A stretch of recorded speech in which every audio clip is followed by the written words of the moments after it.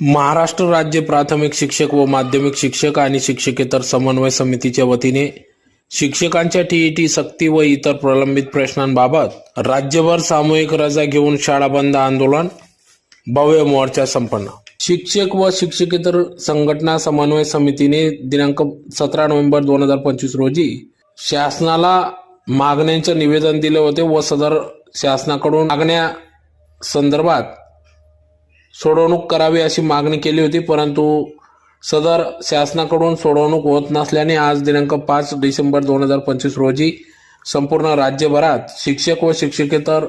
कर्मचारी यांनी सामूहिक रजा घेऊन शाळा बंद आंदोलन केले। मोर्चा काढून आंदोलन करण्यात आले। यावेळेस सुरुवातीला कल्याण भवन येथून या मोर्चास सुरुवात करण्यात आली। संपूर्ण धुळे शहरातून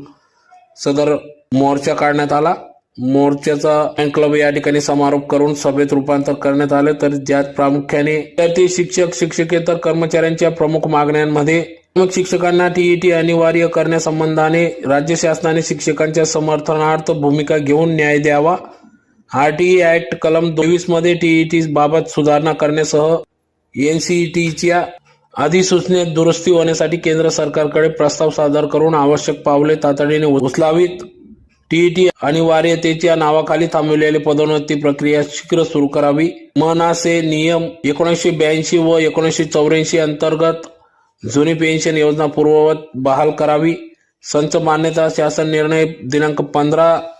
मार्च 2025 तसेच कमी पटसंख्येच्या नावाखाली शाळा बंद समायोजित करण्याचे धोरण रद्द करून बालकांच्या शिक्षणाची हेळसांड थांबवावी, शिक्षण सेवक संबंध योजना बंद करून पूर्ण वेतनावर नियमित शिक्षक भरती पूर्वलक्षी प्रभावी सुरू करावी, सर्व विषय पदवीधर शिक्षकांना भेदभाव न करता पदवीधर वेतन श्रेणी लागू करावी, राज्यातील शिक्षकेतर कर्मचाऱ्यांची बंद असलेली पदभरती तात्काळ सुरू करावी, दैनंदिन अध्यापन कार्य प्रभावित करणारी शैक्षणिक गुणवत्ता संवर्धनास अडसर ठरणारी बीएलओ सह ऑनलाईन ऑफलाईन कामे बंद करावी, पूर्वाश्रमीच्या वसती शाळा शिक्षकांच्या सेवा प्रथम नियुक्तीपासून पेन्शनसह सर्व प्रयोजनासाठी ग्राह्य धराव्यात,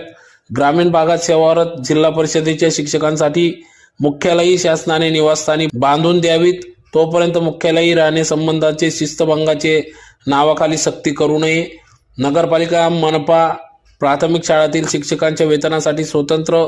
वेतन पथक गठीत करून वेतन व सर्व थकबाकीचा प्रश्न निकाली काढावा, आश्रमशाळांमध्ये कंत्राटी शिक्षक भरतीचे धोरण रद्द करावे, पेशा क्षेत्रात प्राथमिक शाळांमध्ये वेतनासाठी स्वतंत्र वेतन पथक गठीत करून वेतन व सर्व थकबाकीदारांचा प्रश्न सोडवावा,